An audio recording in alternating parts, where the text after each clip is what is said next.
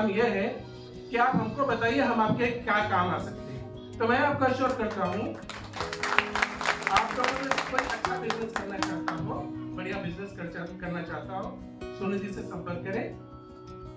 Nationalise बैंकों में भी और अब भारत सरकार के निर्देश के हिसाब से एमएनसी में भी, कोऑपरेटिव बैंकों में भी ये योजनाएं लागू हैं और बिल्कुल दी जाती हैं।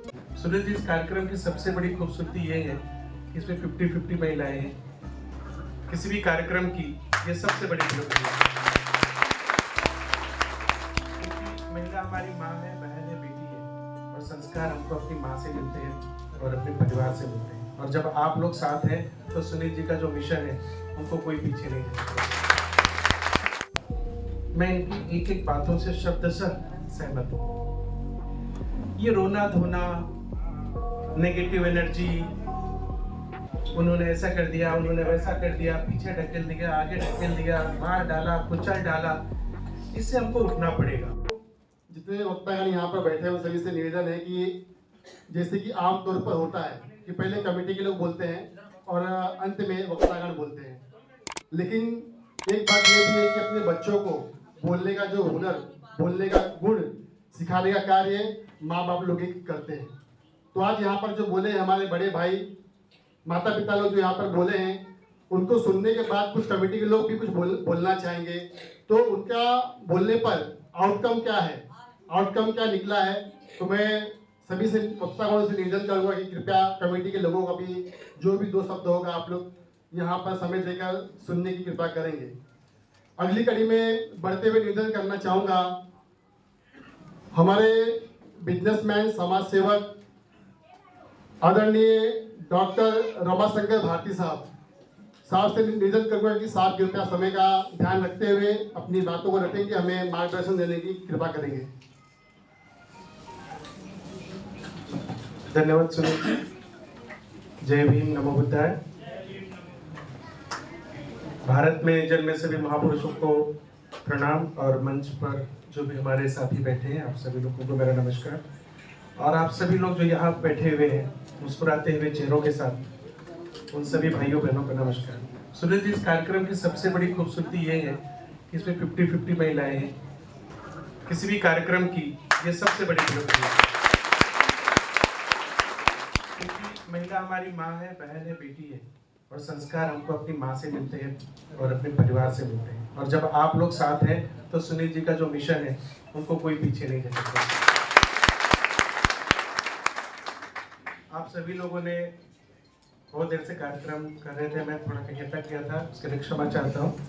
पर वास्तविकता यह है कि जो अभी भाई जगजीवन राम जी ने कहा, मैं इनकी एक एक बातों से शब्दशः सहमत हूँ। ये रोना धोना, नेगेटिव एनर्जी, उन्होंने ऐसा कर दिया, उन्होंने वैसा कर दिया, पीछे ढकेल दिया, आगे ढकेल दिया, मार डाला, कुचल डाला, इससे हमको उठना पड़ेगा। और ये ऐसी बातें कहाँ होंगी जहाँ हम सब भाई लोग, सब लोग मिलकर परिवार की तरह एक साथ बैठेंगे। ये मीटिंग नहीं है, न ये सभा है, नहीं यहाँ विद्वान प्रबुद्ध है और नहीं आप सामने बैठे वाले लोग अनभिज्ञ लोग हैं। ना यहाँ प्रबुद्ध ना अनभिज्ञ, हम भाई और परिवार हैं। हम संवाद करते हैं, एक दूसरे से संभाषण करते हैं, अपनी बातें एक दूसरे तक पहुँचाते हैं। हमारे कुछ एक्सपीरियंस हम आपको देते हैं और आपसे कुछ एक्सपीरियंस हम लोग लेते हैं। इसे मीटिंग नहीं समझिए, ये पारिवारिक सभा है। अब बेसिक बात समझने की कोशिश करें, आप छोड़ दें 1947 में क्या हुआ, 1857 में क्या हुआ, क्या नहीं हुआ, किसने अत्याचार किया, हम कहाँ चले गए, गर्त में चले गए, छोड़ दीजिए। थोड़ी देर के लिए सोचिए कि आप एक साधारण व्यक्ति हैं। आप लोग जयपुर का नाम तो सुने होंगे, और जयपुर को पिंक सिटी कहा जाता है। और पिंक सिटी क्यों कहा जाता है? क्योंकि वहां के ज्यादातर जो घर है वो गुलाबी रंग से हैं। तो जब अपने अपने घरों को गुलाबी रंग से रंगोगे तो शहर तो पिंक सिटी बनेगा ना।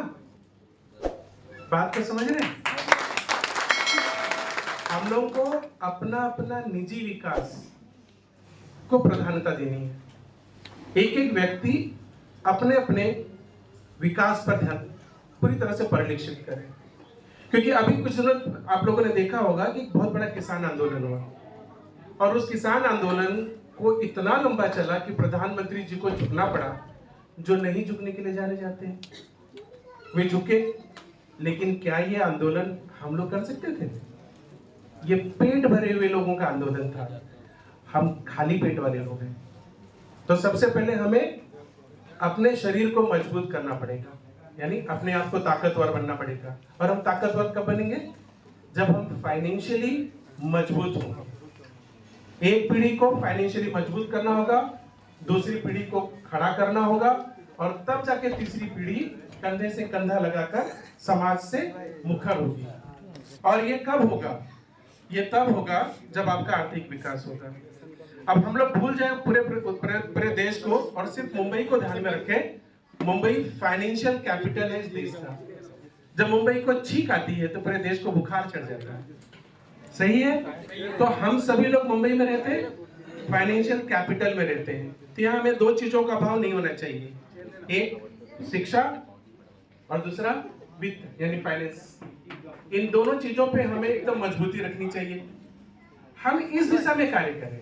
हम एक तो ही हैं, आप माने चाहे नहीं माने, चाहे वो इनके सुनील भाई के माध्यम से हो, चाहे जायसवाल भाई के माध्यम से हो, चाहे जगदेव नाम के माध्यम से हो।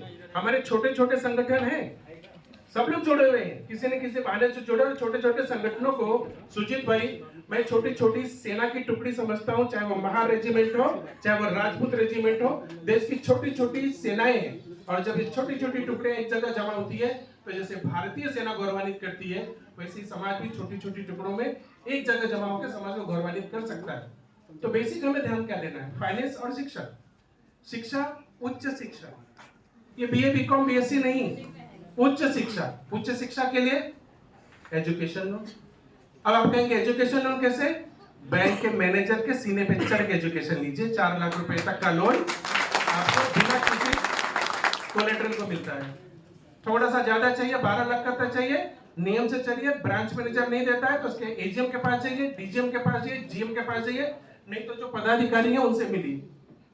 आपके लिए व्यवस्था है, पूरी 15% की व्यवस्था है, लेने आना चाहिए। रह जाइए बिजनेस में, उद्योग व्यापार पे भारत सरकार की स्कीम है। और मैं आप सभी लोग यहाँ बैठे हैं, हमारे पार्टी के पदाधिकारी में आप लोगों ने डिक्की का नाम सुना होगा और कल्पना जी का भी नाम सुना होगा। कल्पना सरोज लिखती है, वे सरोज नहीं है, महार समाज से है, उनकी इतिहास तो आप सब लोग जानते ही होंगे, कम्युनिटीज लिमिटेड की।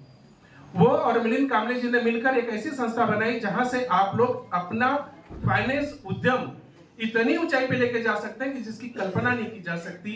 बिना किसी कोलैटरल के कोई भी नेशनलाइज्ड बैंक का स्केल 4 ब्रांच, यानी जहां ब्रांच पे लिखा रहता है chief manager, manager, senior manager, chief manager, यानी सेल 4 ब्रांच है, 2 करोड़ तक का लोन बिना किसी कोलेटरल के भारत सरकार देती है, लेने आना चाहिए। हमने लिया है, इसलिए आपके सामने कह रहे हैं, हवाई फायर नहीं कह रहे हैं। उस स्कीम का नाम है CGTMS। मैनेजर के पास बैठिए, उसको बोलिए आप मेहरबानी नहीं करो, जनता का पैसा है, 15% मेरा हिस्सा मांग रहा हूं, 85% नहीं चाहिए, मेरा हिस्सा तो मुझे दे।